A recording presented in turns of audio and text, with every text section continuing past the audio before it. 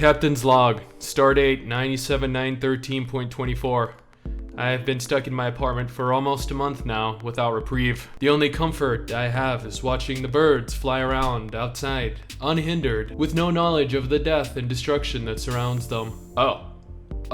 I seem to have hit record too early. Yeah, whoops. So yeah, hey, welcome to this week's Weekly Byte of MMORPG news. Hopefully you're all staying safe, enjoying your time off, and finding new and exciting ways to entertain yourself. We got plenty of news to talk about this week, so let's just go ahead and jump right in. So let's kick this off with the most important news. PSO2 has officially launched on the Xbox One, and with that launch came the announcement that we'll be getting the PC version of the game next month. Yeah, it is really that close. They noted in their blog post, Windows 10 players will not have to wait much longer. The game officially launches on the platform in late May 2020. Whether that's May 21st or May 31st is completely up for discussion here, but now we have an approximate estimate on when we'll be getting it, and that is all we've really wanted all this time. You'll still have time to purchase a Founders Pack if you're interested, as they still have packs currently available. They have also revealed a plethora of events that they have planned for the game over the next few months, with PC players being able to participate in most of them. If you're busy waiting for new content in Blade & Soul, then you're in luck. NCSoft just pushed out the new Steel Uprising patch that features a new 12-player Steelbreaker raid, new events like the Awaken raid, a selection of new gear, including new legendary gear, and various different overhauls. They have additional content planned as per their 2020 roadmap earlier this year, so you shouldn't be without content for too long. Now, here's a title that I had never heard of until now. SamuTale, I'm assuming it's SamuTale here. An upcoming buy-to-play sandbox MMO currently in early access. The reason I'm talking about it currently is due to the fact that with their recent 0.2 patch, they've overhauled quite a substantial amount of content. The game features various different biomes, the ability to craft, build, and PvP. Yes, it is a survival MMO, much like every other indie-developed sandbox MMO these days, but honestly, this doesn't actually look half bad. I went to their website, and apparently Founders Packs are currently available if this sounds or looks like something that you'd potentially be interested in. So I know we're not all fans of Kickstarter games here, and definitely not fans of Kickstarted MMOs. But Swords and Magic and Stuff is a brand new upcoming casual, cooperative, open world RPG much like Genshin Impact. They recently hit their goal on Kickstarter and fully funded their game, and already have an expected early access release date set for September 2020. The game will feature a dynamic, immersive world, with exploration being the key focus of the game. Combat is a feature present, but is in no way the focal point. Housing, decorating, and non-combat activities are what highlight the experience for players. Honestly, this looks pretty solid, and I'll be keeping an eye on it. While it does seem a little Minecrafty, I guess, I'm sure it has enough to set itself apart. I don't really talk about DC Universe Online that often because honestly, it just does not really receive nearly as many updates as it potentially could, but they're still frequent enough where players keep on coming back for more. In response to the new Harley Quinn movie, Daybreak introduced a brand new update titled Birds of Prey. Yeah, just like the movie. The update went live on April 17th and features a slightly different roster of characters from the movie. I've only ever played a little of DC Universe Online, but not only did I enjoy the Birds of Prey movie, but I love the Birds of Prey comic books, so if you're interested in either or any of the above, this is definitely worth taking a look at. I'm not sure how many of you remember Eternal Magic. I did a video on it last year sometime, and honestly, with the exception of a few little controversies surrounding the assets used within the game itself was not all that bad. Like, it wasn't good by any means, but it also wasn't bad by any stretch of the imagination. If you've been waiting to try the game out for whatever reason, then it just rolled out onto Steam a couple days ago. Logging in currently will net you a bunch of different items, so this is as good a time as any to go ahead and check it out. Although if I recall, there really isn't a whole lot to do in game that would really warrant checking it out either way.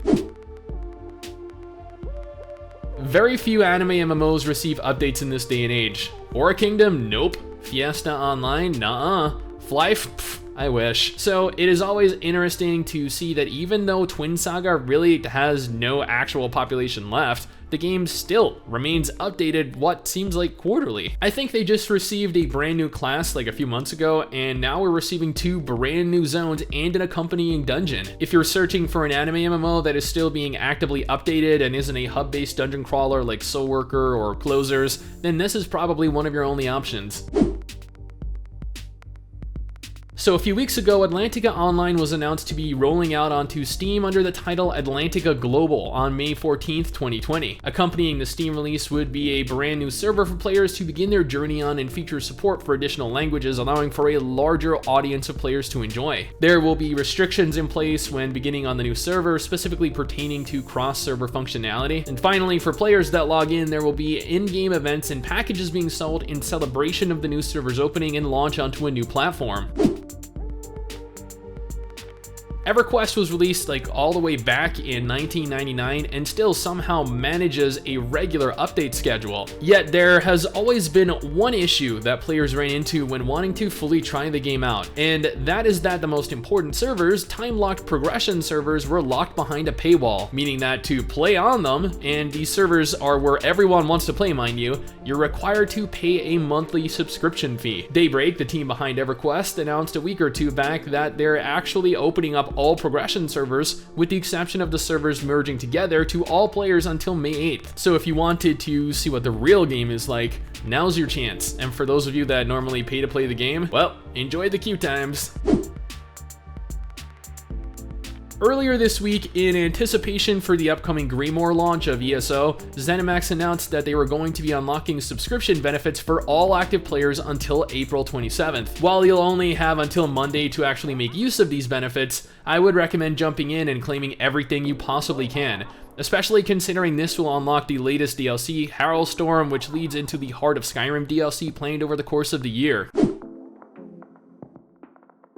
Nobody can deny the success that WoW Classic has had over the first few months of its launch. However, over time, player population has dropped quite significantly. Not nearly enough where it could actually be an issue, of course, but it's still noticeable. One thing that contributes to that is the difference in difficulty. Phase 4 went live in WoW Classic last week, and with it, the Zul'Gurub raid was introduced for players to partake of. And not even 48 hours later, a guild had already managed to accomplish a world-first kill. This kill will go down in history, as the kill never actually happened back when this content was relevant. I'm not going to go into specifics here, but this is an accomplishment to gloat about. I've only ever played APB Reloaded once, and the accompanying video did not go over very well at all. People seem to have had an issue with me having fun in the game as opposed to playing it how it was supposed to be played, but you know what, that is a story for another time. If you've been keeping up with the game, then you would be aware that there were quite a few plans made to overhaul the game over the last year, I think it was. Well, here we are with the 2.1 beta build in all of its glory. The team behind the game had 15 streamers gather and duke it out in a PvP battleground. But this should give players a look at the progress that has been made and what to expect going into the future. I know most of you guys aren't really fond of mobile games, but this one I kind of had to talk about because it's a sequel to the Aura Kingdom anime MMO, and my god does the game look gorgeous, or my god does the character models. The character models look incredible. The game itself is actually a very generic mobile MMO, and I have a video covering the entirety of the game on my mobile channel, MMO Byte Mobile, but you know what, I figured I would let you all know that last week the game went live and it is currently fully playable. Now, I'm sure you're all aware by now, but Blue Protocol went into closed beta testing on April 23rd. While it did suffer from some issues initially, the beta in question has gone over quite well so far. Lots of players got in and have been playing, however, that is not the case for everyone. Bandai Namco announced at the last minute that all non-Japanese players would have their applications rejected, and that caused a lot of frustration for players. Nevertheless, it was not unexpected, and they were completely within their right to do as such. The closed beta in question was actually extended through April 27th to deal with the closed beta issues, and your boy Styx is actually going to be in-game obtaining footage thanks to one of our epic viewers who gave me access to their account, Cross Lockhart, who I'll actually be linking to in the description below. You should definitely check their channel out. I'm also going to be streaming this probably on Twitch later today, maybe in a couple hours, maybe a couple hours after this video goes live. So for those of you that want to continue watching the Blue Protocol stream, you can go on over to our Twitch channel at twitch.tv/MMOByte, I think it is. Even if you don't want to watch the Blue Protocol stream, Mrs. Sticks and I will be streaming every weekend, or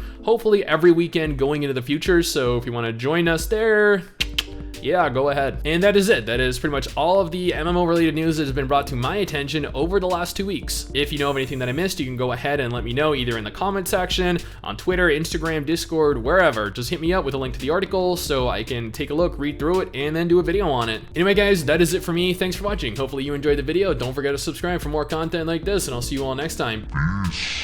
Someday soon, I'm gonna make it. Yeah, all hard work's gonna be worth it. Ooh,